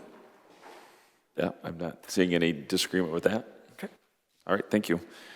So the next order of business is the adoption of the agenda. Is there a motion to adopt the agenda? Commissioner Coakley? Motion to adopt the agenda? Is there a second? Commissioner Cubit? Second? Thank you. Do any members of the commission wish to add an item to the agenda? All right, will the clerk please call the roll on the adoption of the agenda? Commissioner Cubit, Yes? Coakley, Yes. Doyle, Yes. Tenney, Yes. Zanati, Yes. DeWitt, Yes. Rumberg, Yes. Charlebois, Yes. 8 yes. All right, the agenda for this evening's been adopted. Next order of business is the consent agenda. Do any members of the commission wish to make a change to the consent agenda? Seeing none, next order of business calls for public input on the consent agenda. This is the opportunity for citizens to remove an item from the consent for consideration on the regular agenda. If anyone in the audience wishes to make a change, please come to the microphone, print your name on the registration sheet, and state your name and address for the record and the item you wish to have considered on the regular agenda. Okay, seeing no one come forward, is there a motion on the consent agenda? Commissioner Runberg. Move to approve the consent agenda? Is there a second, Commissioner DeWitt? Second. All right, will the clerk please call the roll on adoption of the consent agenda? Commissioner Coakley, Yes. Doyle, Yes. Tenney, Yes. Zanati, Yes. DeWitt, Yes. Rumberg, Yes. Charlebois, Yes. Cubit, Yes. 8 yes. All right, the consent agenda for this evening has been adopted. Next order of business calls for public input. Under the rules of the City Commission, each speaker will be allowed 5 minutes to speak. Commissioner Coakley will serve as the timekeeper. This is the opportunity for citizens to address the commission regarding any agenda item or any other matter. If anyone wishes to address the commission, please come forward, print your name on the registration sheet, and state your name and address for the record. We do ask speakers be respectful in addressing the mayor and commission, and just want to remind folks that public input is a one-way communication, and mayor and commissioners cannot answer questions at this time. Please meet with them after the meeting if you need further information.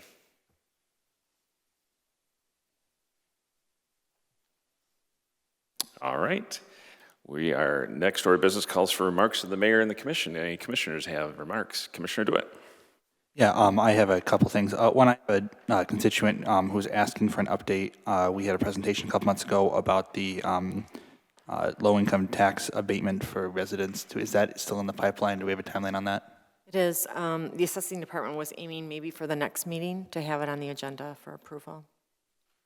Okay, that was the first thing. Second one, I saw Saginaw Bay Land Conservancy make a post about likely a contractor dumping concrete in their land on the middle grounds.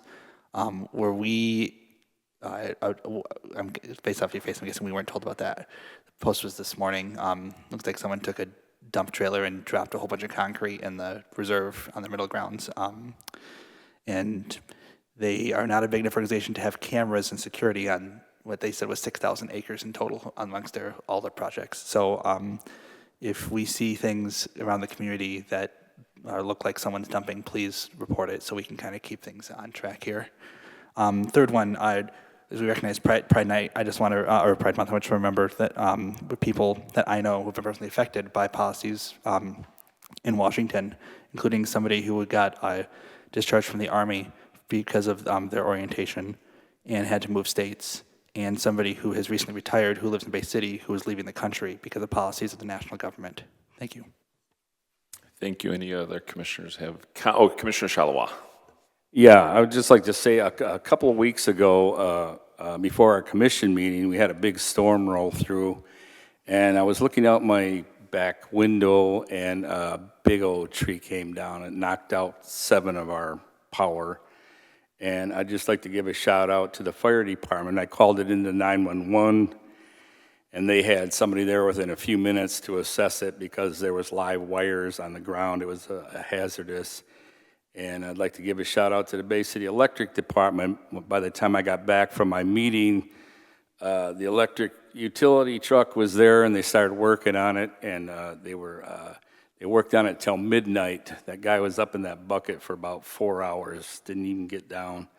And he had about 5 out of 7 of us were back on by midnight. 2 of us were not so lucky because our masts were broke off. We had to get a private contractor to fix that before we could get hooked up. So one other thing, a couple weeks ago also came up about Smith Street, the new part of Smith Street not draining properly. Well, I don't know if anybody said this out loud, but I'll say it now, and that is all the catch basins have heavy-duty filters on them, and they leave those on until the grass sprouts so none of the mud and stuff gets into the sewers. So that's the main reason why it wasn't draining. That's all I got. Thanks. Thank you. Commissioner Tenney, did you have something? Yep, thank you to the chair. Quick anecdote, and perhaps the weirdest thing that a constituent brought to me, there was a severed head in an alleyway of a deer, a severed deer head. Sorry, I should have led with that. Should have led with that. Hindsight being 20/20. Anyway, the severed deer head. Thank you. Has since been cleaned up. So thank you to the city manager for tackling that and getting the appropriate parties out there for the severed deer head. And then finally, happy Pride to all of our folks in the LGBTQ community. Thanks. Thank you. And actually, oddly enough, I had that same issue come up a year or so ago. So deer head, yes. Any other commissioners have comments? I do have, you all have invitations in front of you from Bay City and Bloom. So Tuesday, June 9th at 11 a.m. at the Cancer Memorial Arboretum. There's a phase 1 of the renovation project. If you saw the sails that are down there and some of the shade structure that's up on the west side there. So please join folks. That was a privately funded endeavor, and a lot of folks from the community gave to that project. So if you can go out and support that. Also, I want to mention, today I had the pleasure of meeting with Region 7 Area Agency on Aging, their new executive director, Dana Altum, and we talked about city services in conjunction with senior services. We are an aging community. We have a large number of folks that are 60 plus in our community and continuing to age. So as we talk about budgets and different services available, we probably should keep that in mind, that we have a lot of needs out there. And there is a lot of confusion between Region 7 Area Agency on Aging and the Bay County Division on Aging, or Department on Aging. So they actually, the Bay County Department on Aging receives funding through the Area Agency on Aging. And so there's a plethora of services the Department on Aging provides, direct local community connections, where the Area Agency on Aging has resources coming in. They serve a 10-county region. So just something to keep in mind as we move forward. So that's all I have. Does the manager have anything? I just have one thing to follow up on from the commissioner, saying thank you to George. George has been a great asset to our community. I know a lot of people don't know that, but he brought to us continually balanced budgets. George, I'm saying thank you, and you were out of the room. So he continually brought us balanced budgets to the floor, and that's hard to do for municipalities to get that through. So he's also gotten numerous awards for his department for being fiscally responsible, and I really appreciate that. You make it a lot easier for a city manager to be able to do that. Thank you. Thank you, Joe. Let's give him a round of applause.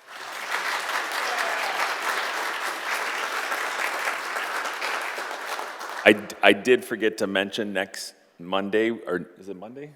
Next Monday, we have a meeting scheduled for the selection process for the next, the hiring of next city manager. So I just want to make sure people are aware of that. 6 o'clock, we have that scheduled.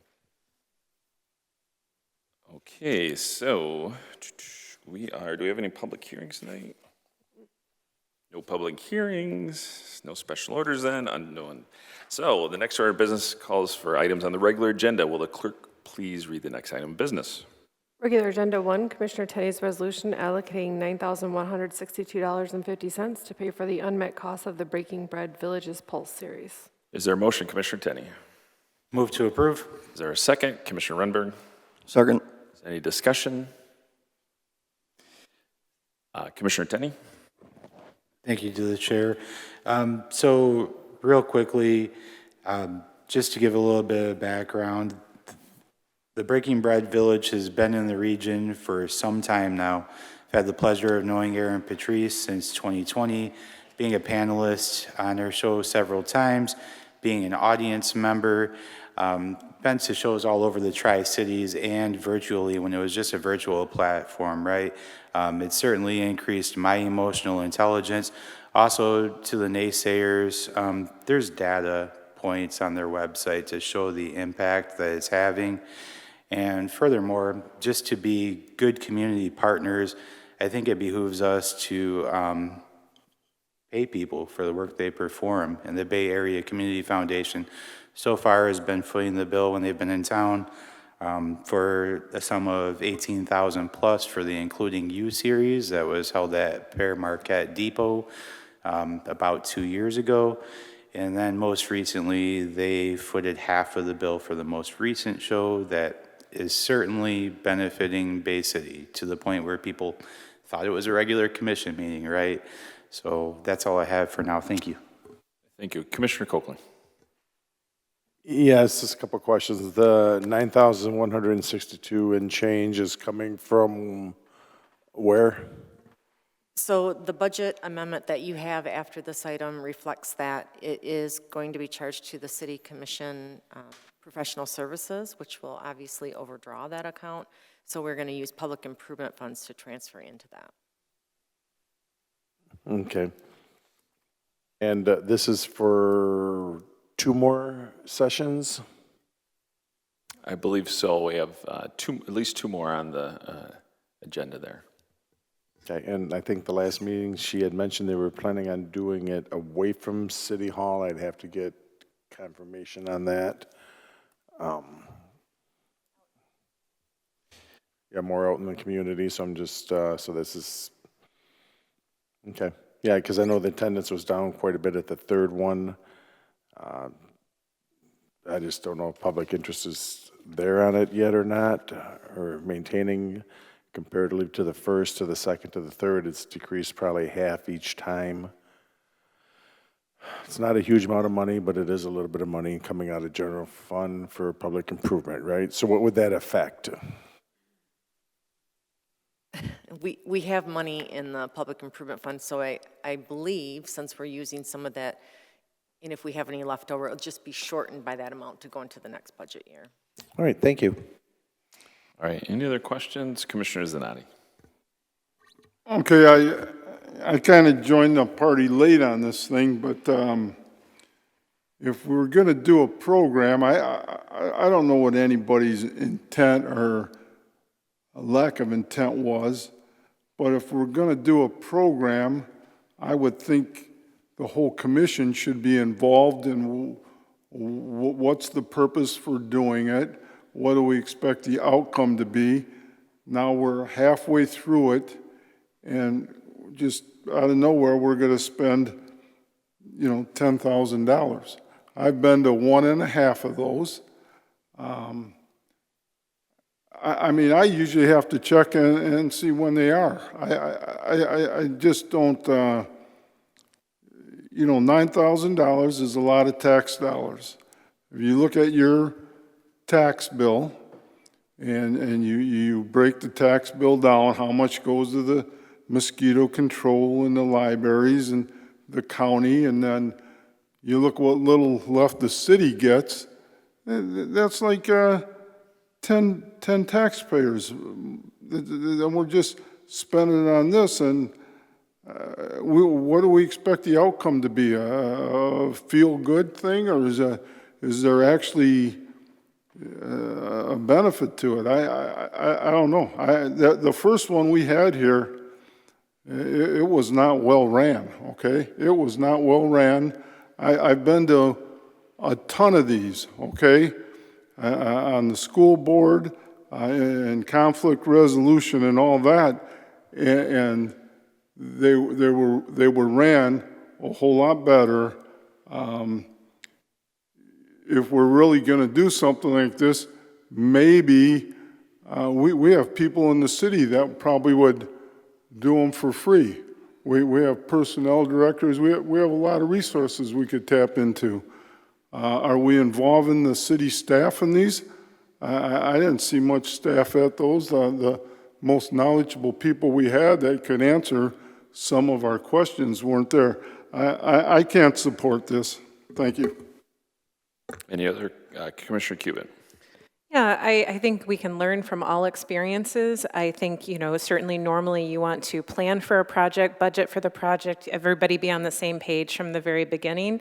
But I do think that Aaron is a professional who showed up for this community at a particular time, and I think the community certainly benefits from it. And I think that, when we're comparing to professional services in other regards, we're paying $18,000 for our consultant for the city manager project too. Professionals cost money. They are bringing value and skills to our community, and I think that it is our obligation to meet the Bay Area Community Foundation to follow through on services that are already being provided and benefiting our community. And I think that we can grow from this and learn a lot from the experience. Any other commissioners want to pipe in? Commissioner Runberg. How much was in the professional services account through the chair to the city manager? I can tell you it was nowhere near that amount. I'd have to see. Is it in the budget book, or is it just a summary of them? George, I'm looking at you. It's not in the budget book? Professional services city commission account.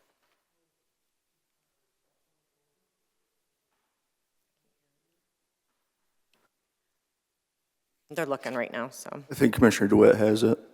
Oh, do you? It's currently showing as zero. Oh, This is the one there that it isn't usually filled until a service is passed by your commission. Yeah. Yeah, so we didn't have anything in there at all. Okay. Yeah, I was just figuring if it was a sizable portion of it being professional services and was going to otherwise go unused. So I can tell you, just so we're clear though, too, so we didn't budget anything in there, and we spent almost $90,000 in professional services in year. Okay. And I do want to correct what I said earlier. The dollar amount for this is actually coming from the general fund balance. Okay, yeah, that's what I thought. Thank you. Any other question? I do want to say I originally engaged with the Breaking Bread Village because they do have an expertise of being a third-party facilitator outside of this chamber. Sometimes when you have to have tough discussions, a third party is helpful in kind of having a deliberative process.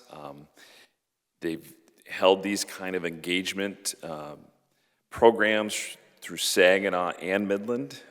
They are not new to this. And I guess I would disagree with the sentiment that it was poorly run. I think sometimes tough discussions may seem a little different, but it doesn't mean that they weren't worth having those discussions. You may not agree with some of these tough things, but at the moment we were going through a lot of difficulties, and so, to air things out sometimes is important.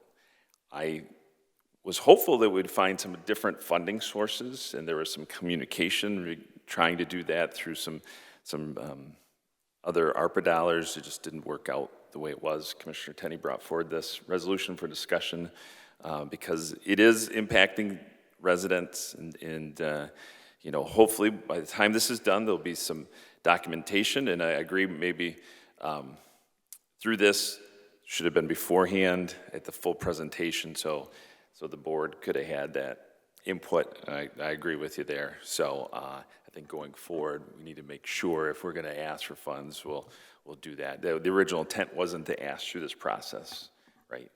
And if there is any agencies out there, there's still, we're going to allocate this, but if there are business groups or other groups that would like to support the programming too, that doesn't preclude them from doing so to offset this cost either at this point. So, the city manager had a comment. Yes, I want to thank Commissioner Tenney too that you sent me the contract and the service agreement, because we're going to have to do one as well. It won't be in this form though; it'll come from our city attorney. I just want, in case you speak to her about that. So I'm suggesting maybe, adding something to your to your, well, resolution, but to your motion, actually maybe making it contingent upon approval of the contract, or do you just want to leave it? Because the contract's going to come back to you. Through the chair to the city manager, isn't the process that folks have to produce an invoice to finance to get reimbursed anyway? Wouldn't it be included in that or no? We would have to have a contract to reimburse them. I see. So it would be like a retroactive Yes. contract almost. Okay. What would you recommend for verbiage for that? Well, I can say negotiating back and forth sometimes is hard with organizations. So I think, in my opinion, I would alter that or add to the end of it upon approval of this agreement, upon approval of the agreement, which we'll try to get back if we can do it real quick to the next meeting.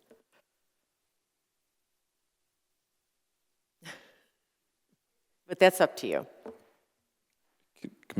I would prefer to forego that for the sake of getting these dollars out there personally, because again, you know, hindsight being 2020, we probably should have looked at this beforehand, but hey, we're growing and learning, right?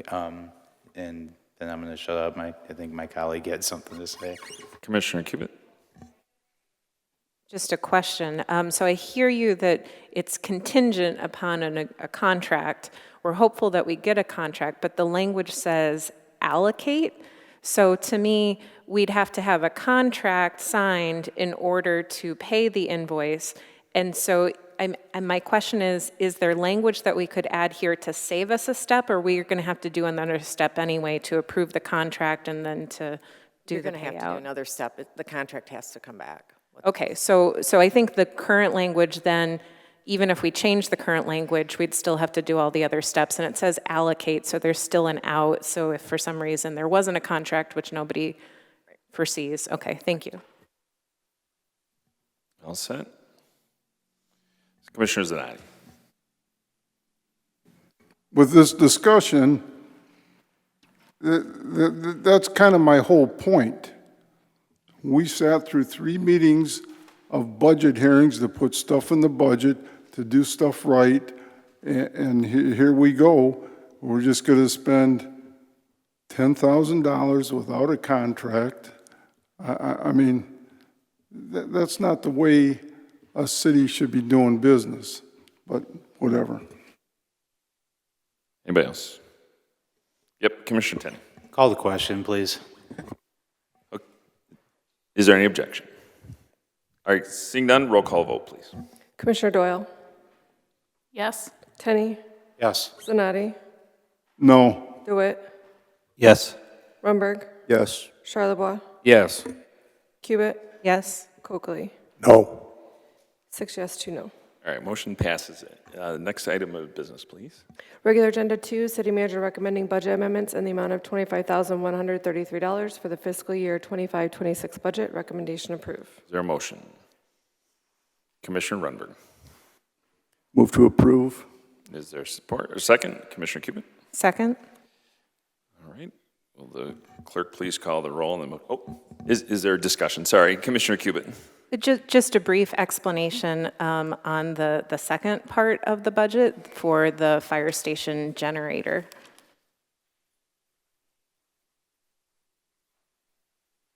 I get when I close my book too early.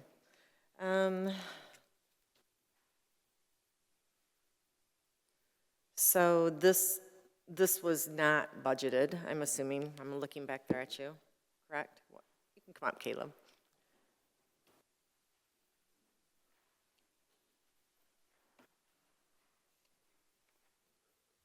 This was I guess, an unintentional discovery when we lost power at Station 1, that the generator only powers very minimal equipment and doesn't power the alert tones or anything to let the firefighters know that there's a call. Like I say, we discovered that inadvertently. We did a flooring project at Station 4 that came in well under budget. So we took the money from that to transfer it to get the generator to where it should be. Thank you. Still have the floor. Okay, I do have one other question, maybe just as a heads up that are looking for this, at this amendment on how to read a budget. When you read the attached budget amendment, it almost looks like each of those line items we're paying twice, which I know that's not the case. So if you could just give a really quick explanation as to how to read that document. I'm going to have George come up one last time. He can explain that. And you are correct, because governmental accounting is different than normal accounting.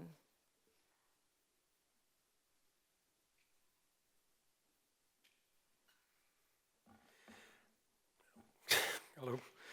Actually, what it is the governmental accounting has basically double entry. So what you're doing is you're increasing revenues, but then you're increasing the expense on the other side. So it actually is twice, one on one side of the entry, one on a debit and one's a credit. Thank you. I just wanted to clarify, we're not charging that twice. Thank you. All right. Any other questions? All right, will the clerk please call the roll on motion to adopt? Commissioner Tenney, Yes. Zanati, Yes. Dewitt, Yes. Rumberg, Yes. Charlebois, Yes. Cubit, Yes? Coakley, Yes. Doyle. Yes. 8 yes. Motion's been adopted. Will the clerk, is there any other business? All right, seeing none, we are adjourned.